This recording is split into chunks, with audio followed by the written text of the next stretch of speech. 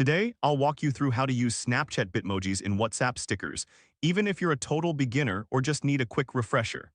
By the end of this guide, you'll know exactly how to send your favorite Bitmojis on WhatsApp so you can add a fun and personal touch to your conversations. Let's get started with the first step. First, you'll need to download the Bitmoji app from your device's app store. This app is essential for creating and managing your Bitmoji avatars. Once you have it installed, open the app and sign in using your Snapchat account. Don't worry if your dashboard looks slightly different, the process remains the same. Now that you're logged in, let's open the app. You'll be greeted with a variety of Bitmoji options that you can customize. Take a moment to explore the different avatars and stickers available. Next, find the emoji that you want to send to WhatsApp. This is where the fun begins. Click on the specific Bitmoji that resonates with your current mood or message.